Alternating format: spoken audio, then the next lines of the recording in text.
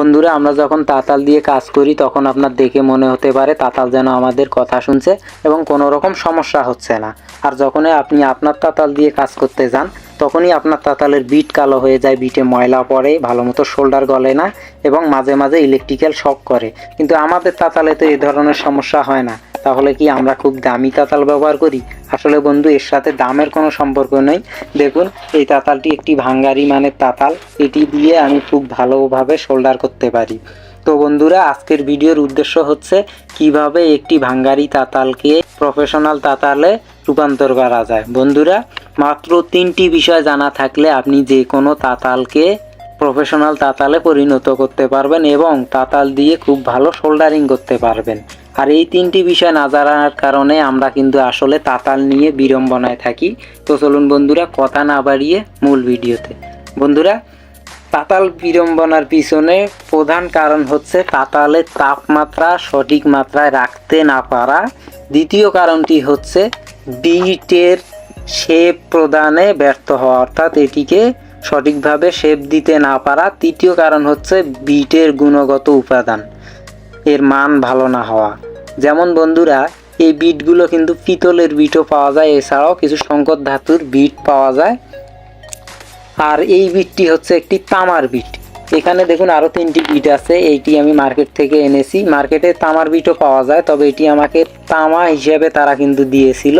এটি কিন্তু আসলে তামা নয়। এটি যদি আমি হাতুড়ি দিয়ে এখন সোজা করতে যাই, দেখবেন এটি ভেঙে যাবে এবং ভিতরে ভালো করে তাকিয়ে দেখলে দেখা যাবে যে এটি আসলে কিন্তু পরিপূর্ণ তামা নয়, এতে খাদ আছে।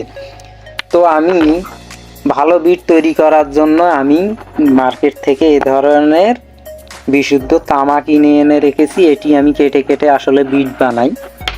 এই ধরনের বিটগুলো ব্যবহার করলে কি হয়, আপনার তাতাল অল্প পরিমাণে হিট করলেই কিন্তু আপনার রাং গলতে বাধ্য হবে। কারণ তামা যেমন বিদ্যুৎ পরিবাহী, তেমন কিন্তু এটি তাপও সুপরিবাহী।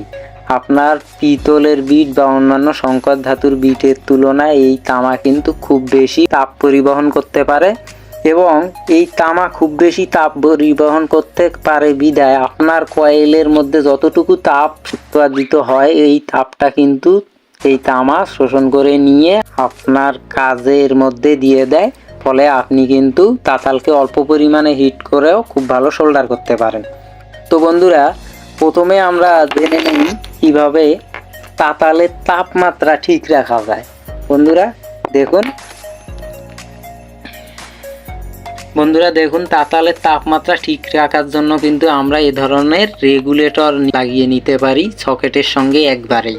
অনেকেই তাতালের সঙ্গে লাগিয়ে নেয়, এটি আপনারা করবেন না। আপনারা সকেটের সঙ্গে লাগিয়ে নেবেন, তাহলে যে কোনো তাতাল ব্যবহার করতে পারবেন। এছাড়াও এই সকেটটাকে অন্যান্য কাজেও আপনি লাগাতে পারবেন। তৃতীয়ত, অনেকেই আপনাকে পরামর্শ দেবে রেকটিফায়ার লাগানোর জন্য অথবা সিরিজ লাইন করার জন্য। বন্ধুরা, রেকটিফায়ার সিরিজ লাইন লাগিয়ে যদিও আপনি এর কিছুটা ফলাফল পাবেন, তবে এটিকে আসলে প্রফেশনালি আপনি ব্যবহার করতে পারবেন না। কারণ আপনি এই তাতালটি দিয়ে যে শুধু পাতলা শোল্ডারিং করবেন এমন তো কোনো কথা নয়। এটি দিয়ে আমি ভারী শোল্ডারিং করব, পাতলা শোল্ডারিং করব, আমি সব ধরনের শোল্ডারিং করব। কিন্তু আপনি যদি সিরিজ লাইন দিয়ে থাকেন, এর তাপমাত্রা একটি নির্দিষ্ট মাত্রায় থাকবে। রেকটিফায়ার দিলেও ওই একই অবস্থা একটি নির্দিষ্ট মাত্রায় থাকবে। প্রয়োজন হলে আপনি বাড়াতেও পারবেন না, কমাতেও পারবেন না।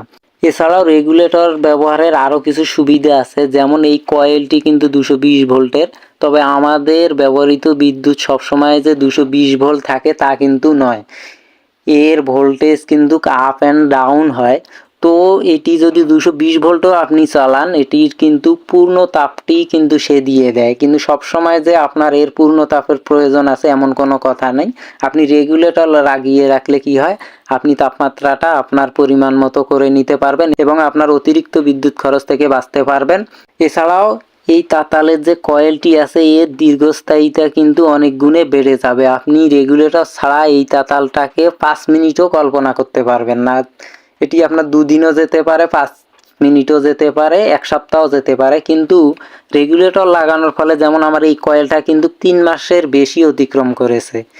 অর্থাৎ আমি কিন্তু এই রেগুলেটর লাগিয়ে কয়েকটি কয়েলের টাকা বাঁচাতে পেরেছি। একটি রেগুলেটর আমার 150 টাকা নিয়েছে। হ্যাঁ, রেগুলেটর লাগালে অবশ্যই নিম্নমানের রেগুলেটর লাগানো যাবে না, অবশ্যই ভালো মানের রেগুলেটর লাগাতে হবে, যাতে করে এই রেগুলেটিংটা সঠিক মাত্রায় থাকে। এবারে আমরা দেখব কোন কোন বিষয় মাথায় রেখে একটি বিট আমরা প্রস্তুত করব। বন্ধুরা, এটি হচ্ছে একটি বিট, এটি হচ্ছে একটি বিট, এটি হচ্ছে একটি বিট। বন্ধুরা, এই দুটি বিট আমি আমার কাজের জন্য প্রস্তুত করে নিয়েছি। এটি মার্কেট থেকে আনা। এটি তামা নয় বিধায় এটি আমি ব্যবহার করব না, এটি জাস্ট আপনাদেরকে দেখালাম। তো বন্ধুরা, এখানে দেখতে পাচ্ছেন দুইটি বিট আছে। বন্ধুরা, এই বিটটি হচ্ছে আপনার রিপেয়ারিং কাজের জন্য খুবই উপযোগী, আর এটি হচ্ছে আপনার সার্কিটের, প্রিন্টেড সার্কিটে নতুন কম্পোনেন্ট লাগিয়ে আপনি যখন সোল্ডার করবেন এর জন্য এটি উপযোগী। আর এছাড়াও আপনি চাইলে দুটি দিয়ে আপনি যে কোনো কাজ করতে পারবেন, যার যেটা সুবিধা হয়। তো বন্ধুরা, প্রথমে এই বিটটা দেখুন। বন্ধুরা, এই বিটটা দেখুন, ঠিক এখান থেকে এর শেপটা দিয়েছি। দেখুন, এখান থেকে শেপটা দিয়েছি। আমি কিন্তু চাইলে এটাকে হঠাৎ করেও শেপটা দিতে পারতাম। হঠাৎ করে শেপটা দিলে কি হবে, এতে অনেক পরিমাণে তাপ আসবে এবং এই বিটের মাথায় প্রচুর পরিমাণে তাপ থাকার কারণে আমার সমস্ত রাং কিন্তু জ্বলে যাবে এবং যে পেস্ট হোক, রঞ্জক হোক, রেজিন হোক, যাই বলেন, এটি কিন্তু পুড়ে যাবে। আর এটিকে যখনই আমি দেখুন এভাবে শেপ দিয়ে নিয়েছি, এর আরেকটি সুবিধা আছে, সেটি হচ্ছে আমার কিন্তু এই মাথায় সবসময় আমার তাপের দরকার। এখন আমি এটিকে আস্তে আস্তে যখন শুরু করে নিয়েছি, এটি কাজ করার ফলে কিন্তু এখান থেকে তাপ কিন্তু সার্কিটে চলে যায়, গেলে এখান থেকে এই তারটি খুব দ্রুত কাভার করে। আর আমি যদি এটিকে হঠাৎ করে এটি করতাম তাহলে আরও বেশি দ্রুত কাভার করতো এবং এটি কিন্তু ময়লা হয়ে যেত, আর এই বিটটি কিন্তু কাজ করতো না। তারপর আরেকটি বিষয় দেখুন, এই বিটটির এখন তাপের যেই মাত্রাটা এখান থেকে আস্তে আস্তে এদিকে কি হলো, কমে গেল। ফলে কি হলো, আমি যখন সোল্ডারিং করব তখন এর ময়লাগুলো কিন্তু উপরের দিকে চলে আসবে এবং এইটুকু জায়গাটাতে কিন্তু দেখবেন এইটুকু জায়গাতে জমে থাকবে। ফলে আমি এই বিটটি দিয়ে খুব ভালো করে সোল্ডারিং করতে পারবো। আর এখানেও যে ময়লাগুলো জমবে এগুলো কিন্তু আপনার খুব শক্ত কোনো কিছু দিয়ে ঘষে তুলতে হবে না, আপনি যে কোনো কাপড় দিয়েও একটু ঘষা দিলে দেখবেন সাদা চকচক করছে। আর বিটটি দিয়ে আপনি কাজ করে খুবই মজা পাবেন। এবারে আসুন দেখুন, এই বিটটিতেও একই নিয়ম। দেখুন, হঠাৎ করে কিন্তু আমি শুরু করিনি, আস্তে আস্তে শুরু করেছি। আর এটি নর্মালি পাতলা সোল্ডারিংয়ের জন্য আমি কিন্তু, এটি হচ্ছে একটি 60 ওয়াটের তাতাল, এই তাতালের জন্য আমি কমপক্ষে 1.5 ইঞ্চি রাখবো বাইরে। দেখুন, কমপক্ষে 1.5 ইঞ্চি আছে, এটি 1.5 ইঞ্চির একটু বেশি হবে, আমি এই পরিমাণটাই রাখি, আমার এটি দিয়ে কাজ করতে সুবিধা হয়। আমি এটিকে যখন ভারী ঝালাই করব তখন কিন্তু আমি রেগুলেটর দিয়ে পাওয়ার বাড়িয়ে দিতে পারবো। তাও যদি না হয় তখন কিন্তু আমি এটিকে ছোট করে দিতে পারবো, অর্থাৎ আরও ভিতরে ঢুকিয়ে দিয়ে আমি এটি দিয়ে সোল্ডারিং করতে পারবো এবং ভারী সোল্ডারিং শেষ হওয়ার সাথে সাথে আমি এটিকে পূর্বের অবস্থায় নিয়ে এসে রাখবো। তাহলে আমি সবসময় এই বিটটি দিয়ে খুব ভালো সোল্ডারিং করতে পারবো। এরপরে রয়েছে নিম্নমানের সোল্ডার। বন্ধুরা দেখুন, এই যে এটি হচ্ছে একটি নিম্নমানের সোল্ডার। এই সোল্ডারগুলো বলতে গেলে আসলে অনেক পরিমাণে তাপের প্রয়োজন হয়, ফলে আপনার তাতালকে অনেক বেশি তাপ দিতে হয়, কয়েলের লংজিভিটি নষ্ট হয়ে যায়। এছাড়াও অতিরিক্ত কোনো কিছুই আসলে ভালো নয়, সেটি তাপই হোক আর যে কিছুই হোক। তো অতিরিক্ত তাপের কারণে আপনার বিটেও কিন্তু প্রচুর পরিমাণে ময়লা জমে, কারণ আপনাকে মাথায় রাখতে হবে বিটটি অতিরিক্ত উষ্ণতার কারণে কিন্তু বিটের চারপাশে যে বাতাসের আর্দ্রতা আছে এই আর্দ্রতার সাথে কিন্তু প্রচুর ময়লা আছে এবং বিট কিন্তু সবসময় এই ময়লাটাকে গ্রহণ করে। আর যখনই আপনি এ ধরনের নিম্নমানের সোল্ডার ব্যবহার করবেন তখনই আপনাকে তাতালের তাপমাত্রা বাড়িয়ে দিতে হবে। আর তাপমাত্রা বাড়িয়ে দিলে অধিক বেশি পরিমাণে কিন্তু ময়লা টানবে। আর এখান থেকে এখানেও প্রচুর খাদ আছে, যেহেতু এটা 2 নম্বর মাল, তো এখানে কিন্তু অনেক খাদ আছে, এই খাদগুলো কিন্তু পুরে আপনার তাতালের বিটটিকে ময়লা করে ফেলবে। আরেকটি বিষয় আমি আপনাদেরকে এড়িয়ে গেছিলাম, এই বিষয়টা আপনাদেরকে জানিয়ে দেই বন্ধুরা, সেটি হচ্ছে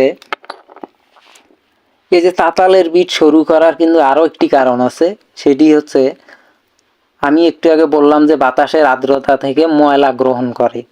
তো যখনই আপনার এই বিটটা একটু লম্বা রাখবেন তখন এই দিকে তাপটা বেশি হওয়ার কারণে কিন্তু এই দিকের তুলনায় ময়লাগুলো বাতাস থেকে এসে এই দিকে বেশি জমাট বাঁধবে, ফলে আপনার বিটটি কিন্তু চকচকে থাকবে। তো বন্ধুরা, আশা করি আজ থেকে তাতাল ব্যবহারে আপনাদের আর কোনো অসুবিধা হবে না, এবং আপনার যে কোনো তাতাল থাকুক না কেন, সেটি কাঠের তাতাল হোক, কম দামি হোক, বেশি দামি হোক, এই নিয়মগুলো আপনি ফলো করে আপনি আপনার তাতাল দিয়ে প্রফেশনালি কাজ করতে পারবেন। আপনার তাতালকে ঘোড়া হিসেবে রূপান্তর করতে পারবেন। বন্ধুরা, ভিডিওটিতে আমি চেষ্টা করেছি কিছু তথ্য দেওয়ার জন্য, যাতে করে আপনারা তাতালের বিড়ম্বনা থেকে মুক্তি পেতে পারেন এবং আরও বেশি কাজ করতে পারেন। কারণ তাতাল যদি বিড়ম্বনা দেয় তাহলে কিন্তু কাজের সময়টা বেড়ে যায়। আমি জানি না আপনারা আমার কথা কতটুকু বুঝতে পেরেছেন, আশা করি আপনারা বুঝতে পেরেছেন। আর একবারে বুঝতে না পারলে ভিডিওটি আপনারা আবার দেখুন। এখানে যে তথ্যগুলো রয়েছে এগুলো কিন্তু প্রত্যেকটা তথ্যই খুবই ইম্পর্টেন্ট তথ্য, আর এই তথ্যগুলো মেনেই কিন্তু আমি একটা বিট তৈরি করি, বিধায় আমার বিটগুলো কিন্তু খুব ভালো কাজ করে। বন্ধুরা, ভিডিওটিতে লাইক দিতে কিন্তু ভুলবেন না যদি আপনি কিছু শিখে থাকেন। আর যদি আপনি কিছু শিখতে পারেননি মনে হয়, তাহলে আপনার ইচ্ছা, ভালো লাগলে লাইক দেবেন। আর যদি আমার চ্যানেলটি শিক্ষণীয় হয়ে থাকে বন্ধুরা, আমি আশা করব আপনারা সাবস্ক্রাইবও করবেন, যাতে করে আমি আরও বেশি তথ্য দিয়ে আপনাদের উপকার করতে পারি এবং আমি নিজেও উপকৃত হতে পারি, আপনাদের দোয়া আশীর্বাদ পেতে পারি। ধন্যবাদ সবাইকে।